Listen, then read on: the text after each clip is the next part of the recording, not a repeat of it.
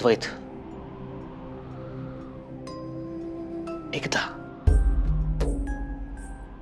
एकदा आम्ही काय म्हणतोय ते शांतपणे ऐकून घेणार आहे.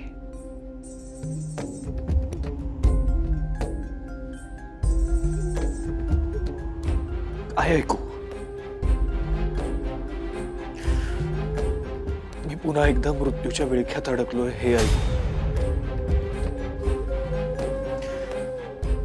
आई विरोचक आहे आणि त्रेतायुगात मी आईला दगा दिला म्हणून आई मला मारणार आहे हे ऐकू.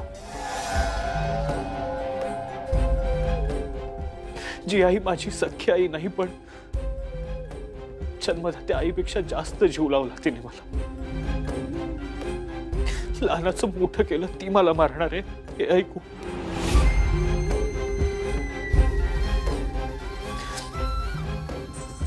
का मारेल आई मला? ज्या आईने मला इतका जीव लावला ती मला मारणार आहे का?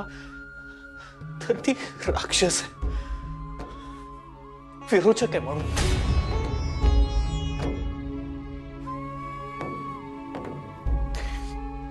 नेत्रा, मी तुला पुन्हा एकदा सांगतो, रादर मी तुम्हा सगळ्यांना पुन्हा एकदा सांगतो, तुमच्या मनातले हे सगळे गैरसमज काढून टाका.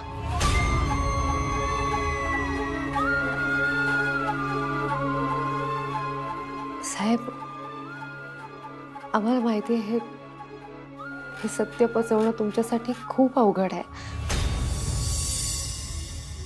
पण साहेब हेच सत्य आहे. खरंच रुपालीबाई साहेबांना तुम्हाला मारायचंय. त्या विरोचक आहेत, त्यांना सूड घ्यायचाय तुमचा. Netra, enough enough enough.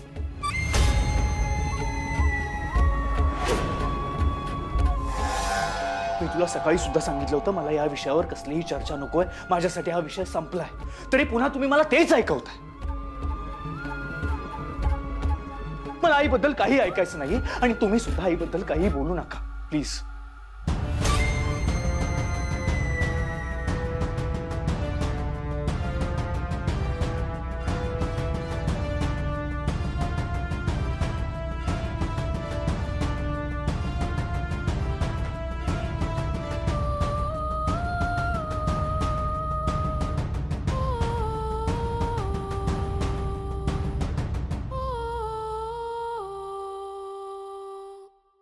तुझ्याकरता खूप मोठा धक्का आहे. रुपालीवर तुझा विश्वास आहे, प्रेम आहे,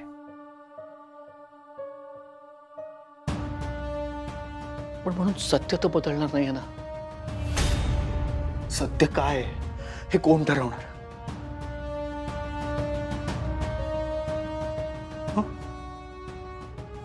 तू ये, बस बस बस.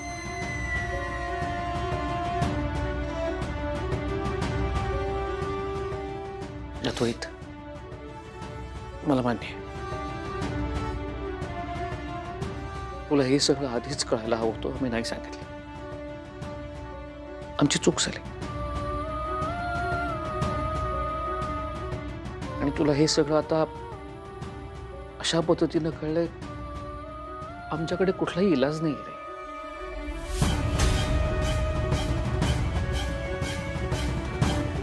म्हणून म्हणतो ऐक. बाबा, मी शेवटचं सांगतोय, मला काही ऐकायचं नाही आता. आणि नेत्रा, तू सुद्धा आता हे सगळं बंद करायचंस. आईला यातलं काहीही कळता कामा नये. आणि नेत्रा, या बाबतीत तू सुद्धा आता पुढे काहीही करणार नाहीयेस.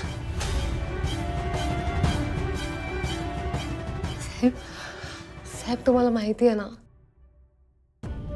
जे काही घडलंय, जे घडतंय, यापुढे जे काही घडणार आहे ते सगळं आम्ही नाही ठरवलंय, सगळं देवी आई ठरवते. मग जाऊन सांग तुझ्या देवी आईला, माझ्यासाठी देवी माझी आई आहे आणि आई पुढे कोणाचंही काही ऐकून घेणार नाहीये मी, तुझ्या देवी आईचं सुद्धा नाही.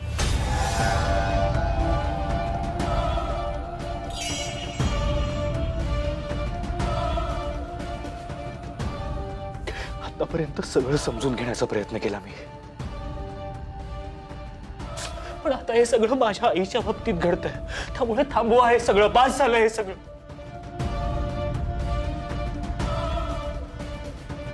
नेत्रा, तुझ्यावरचा मृत्यूयोग टळलाय हेच माझ्यासाठी खूप आहे. हे सगळं थांबवा. ते पंचपेटिकेचं रहस्य वगैरे सगळं बाजूला ठेवायचं आता.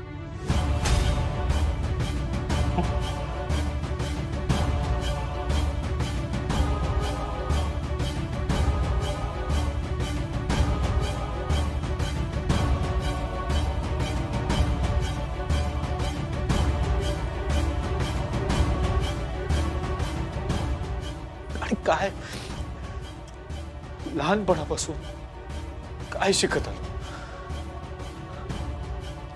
आई म्हणजे देवीचं रूप असते, असते ना. पण माझी आई देवी नाही, माझी आई राक्षस.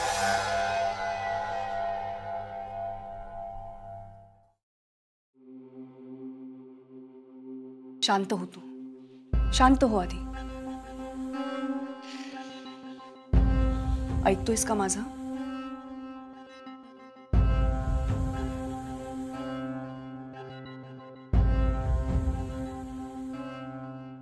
हे बघ, आम्हाला तुला हर्ट करायचं नव्हतं, कधीच नव्हतं तसं. कळतंय का मी काय म्हणते ते? हे बघ, आता आपण एक काम करूया की तू म्हणतोयस तसं करूया.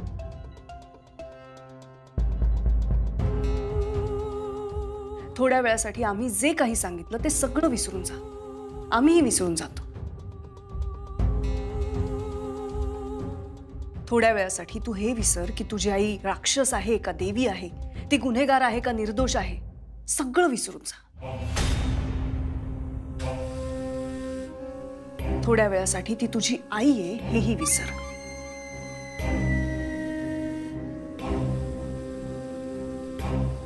या सगळ्या घटनेकडे एक सामान्य माणूस म्हणून तटस्थपणे बघ.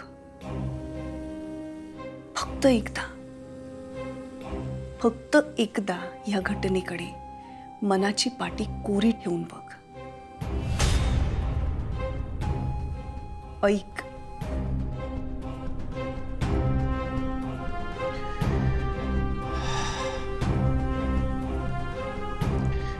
ठीक आहे.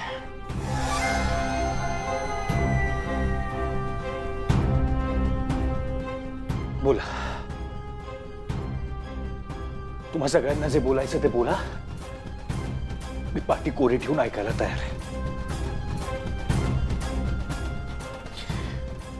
बोला, काय बोलायचंय? तुझा विश्वास नव्हता ना रे या सगळ्या गोष्टींवर. नास्तिक होतास तू. पण ज्या क्षणी तुझ्या डोळ्यांसमोर ह्या सगळ्या गोष्टी घडायला लागल्या त्या क्षणी तुझा विश्वास बसला. हो ना? तू कधीही ऐकीव सांगितलेल्या गोष्टींवर विश्वास ठेवला नाहीस, कारण तू समजूतदार आहेस. पण हे विसरून चालणार नाही अद्वैत, की नाण्याला दोन बाजू असतात. आणि तुझ्या समोर नेहमीच नाण्याची एक बाजू आली आहे. आणि जर सत्य जाणून घ्यायचं असेल तर नाण्याची दुसरी बाजू बघावीच लागेल. आणि ती बाजू बघितल्यावरच तुला कळेल सत्य काय, असत्य काय, योग्य काय आणि अयोग्य काय.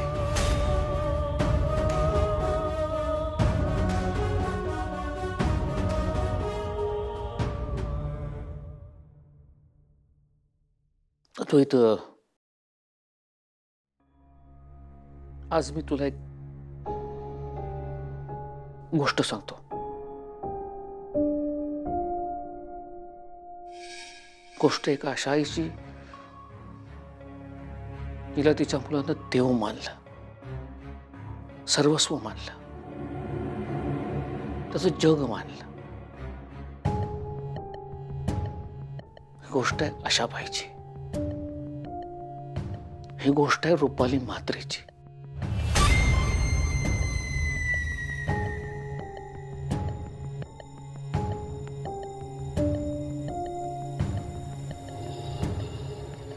5 वर्षाचा होतास. माझे बाबा, तुझे आजोबा, त्यांची तब्येत दिवसेंदिवस खालावत होती.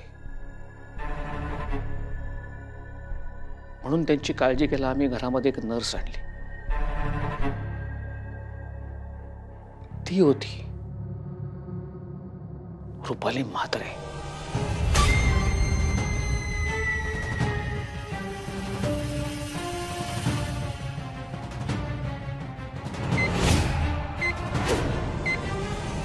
त्याला जर हॉस्पिटलमध्ये अंडर ऑब्झर्वेशन राहायचं नसेल ना, तर तुम्ही नर्सला इथे थांबवून घ्या. आमची काही हरकत नाही.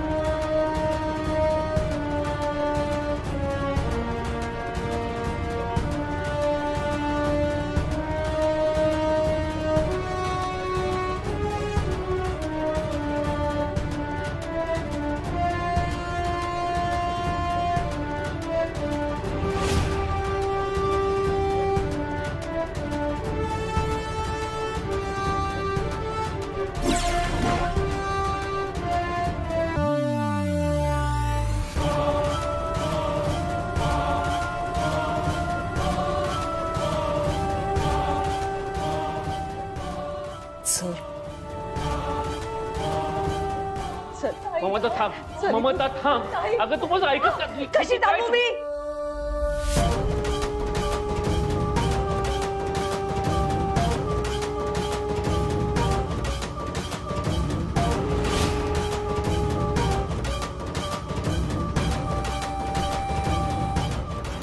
तुमच्या हात जोडतो, मी पाया पडतो, माझा संसार वाचवा. तुम्ही उठा, असं नका करू. शांत व्हा, शांत व्हा. तुम्ही असे खचून नका जाऊ.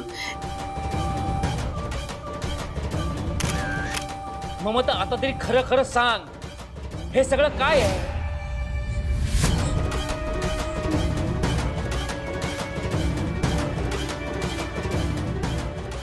नाही नाही, पण शेखर हे खोटं आहे. त्या फोटोत जे आहे ते सगळं खोटं आहे का? हो, मी मग काय खरं आहे? मी खरं सांगते, माझं ऐका प्लीज. ममता, दुसऱ्यांना बोलण्याच्या आधी आपण स्वतः काय करतो ना याचा विचार करावा माणसानं. शेखर, मी आदूच्या डोक्यावर हात ठेवून शपथ घेते, मी असं काही करत नाही. म्हणजे आदोईपासनं. शेखर, असं नका करू. तुला लाज नाही वाटत? आदवाईची खोटी शपथ घेतेस ते?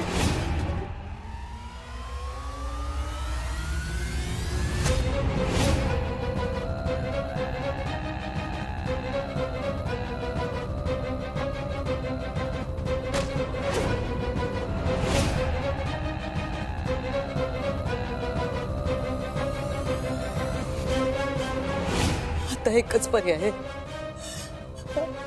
आम्ही इथून निघून जाणार. आम्ही म्हणजे? आपलं बाळ.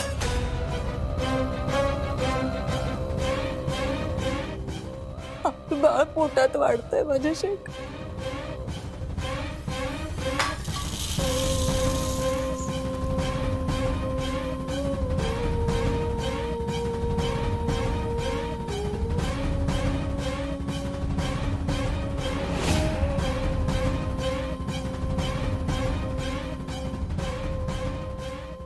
भावाचा खून करून रुपाली म्हात्रेने आपलं या घरातलं स्थान पक्क केलं.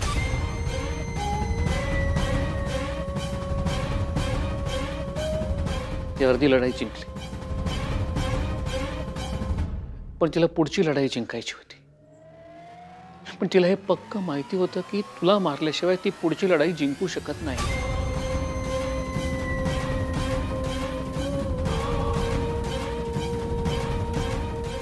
कारण तू लंडनला होतास. जन्मभूमीत तुझा मृत्यू वेळ आणि तो टाळण्यासाठी मी तुला लंडनला पाठवलं होतं. पण तू मागच्या वर्षी रुपालीच्या वाढदिवसाला परत आलास आणि म्हणालास तर मी इथेच राहणार कायमचा. रुपालीला ही आयती संधी मिळाली.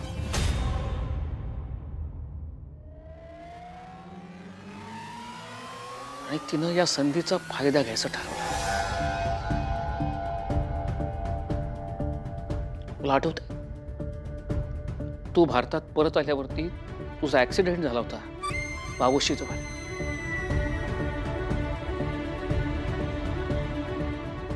तो ऍक्सिडेंट झाला नव्हता. तो ऍक्सिडेंट रुपाली म्हात्रेने घडवून आणला होता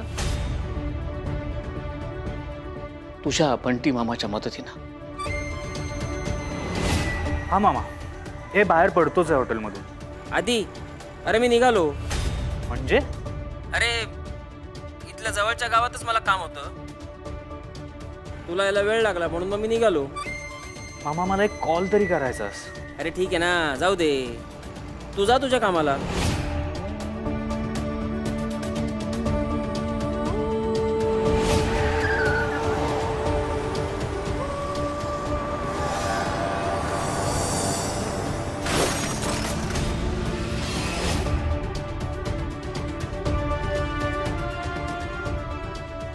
पण त्रिनयना देवीच्या कृपेनं तुझ्या आयुष्यात नेत्र आली.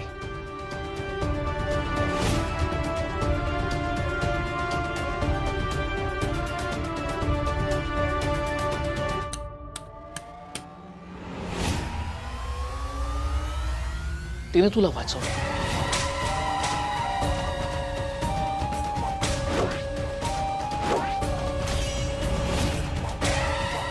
आणि रुपालीचा तो डाव तिनं पूर्ण होऊ दिला नाही.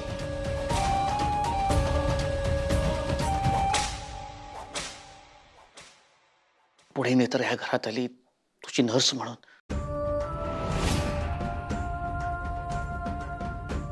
Excuse me.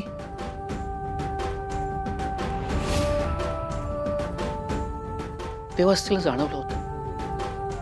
आणि पुढे मग रुपालीनेही कबूल केलं की तिने मुद्दामून तुझ्या आजोबांना जाणून बुजून चुकीची औषधं देऊन त्यांना कायमचं बेडरिडन केलं. तुमच्या बाबांना असंच चहामधून औषध घालून अधू केलं होतं मी कायमचं. तिने तुझ्या आजोबांना अनेक वेळा मारण्याचा प्रयत्न केला.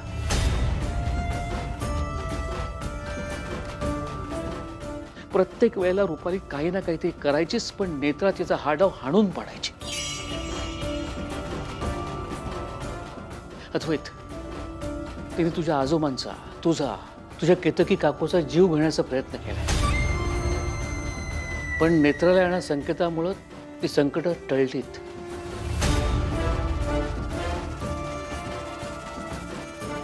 मला अजूनही तो दिवस आठवतोय ज्या दिवशी मला हे रुपालीचं सत्य कळलं. माझ्याकरता खूप मोठा धक्का होता तो. मी समजून गेलो की रुपालीनं हे सगळं व्यवस्थित प्लॅनिंग करून केलं. मी तुझ्या आजोबांना जेव्हा मारलं तेव्हा तुझ्या आईने आणि तुझ्या बंटी मामानी मला मदत केली.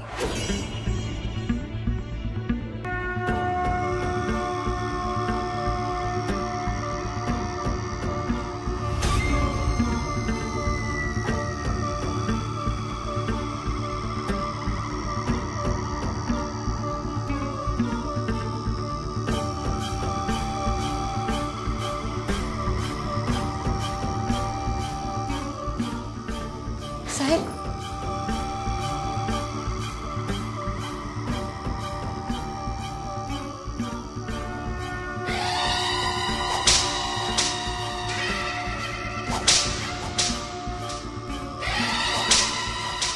अरे आधीपासूनच नेत्रा रुपालीच्या बाबतीत अलर्ट होती म्हणून तो आज आमच्या समोर उभा आहे.